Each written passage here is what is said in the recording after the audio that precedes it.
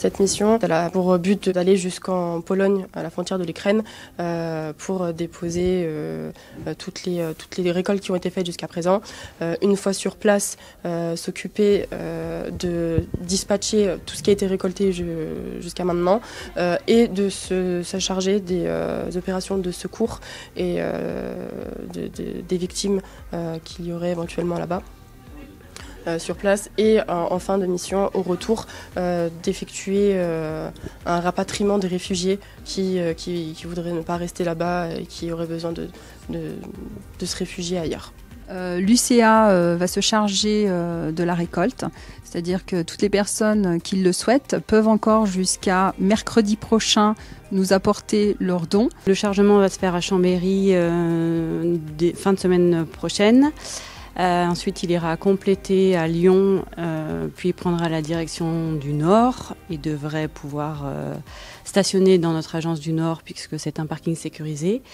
Et puis ensuite compléter en Belgique et à partir de là, le camion devrait être plein et prendra la route vers la Pologne. Donc en termes de véhicule, on a choisi le véhicule le plus grand, voilà, c'est un 44 tonnes pour qu'on puisse mettre un maximum de marchandises.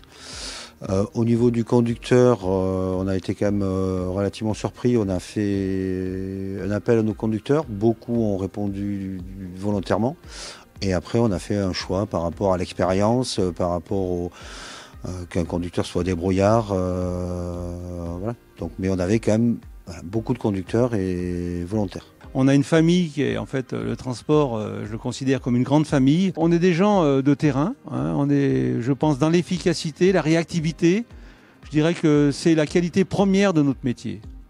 Donc, alors on n'est pas des spécialistes de l'Ukraine et certainement pas des zones malheureusement touchées par des événements comme celui-ci.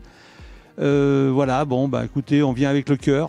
Et avec les moyens qui sont ce qu'ils sont, mais qui sont déjà, à mon sens, une belle action. Et la deuxième chose, on demande énormément de soutien pour le GIPS afin de pouvoir financer la dernière partie de transport avec les ambulances. On aimerait pouvoir partir avec une ambulance, on en a déjà une à notre actif, mais une deuxième serait la bienvenue, parce qu'une fois sur place, avoir une ambulance, ça permettrait de faire l'évacuation des victimes dans des hôpitaux. C'est tellement plus simple. Et puis, il y a parmi les soixantaines bénévoles, il y a parmi eux des pompiers, des médecins, infirmières, ambulanciers, donc du personnel apte à faire des interventions si besoin. Et tout ça, en fait, ça a un coût aussi pour ces petits camions et pour acheter aussi une deuxième ambulance.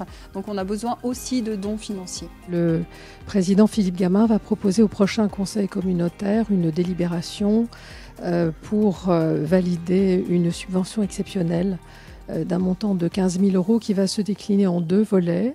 Un premier volet de 14 000 € pour un fonds d'action extérieure des collectivités territoriales qui relève du ministère des Affaires étrangères et de l'Europe et une aide de 1 000 € pour le transport et l'acheminement des dons qui auront été collectés.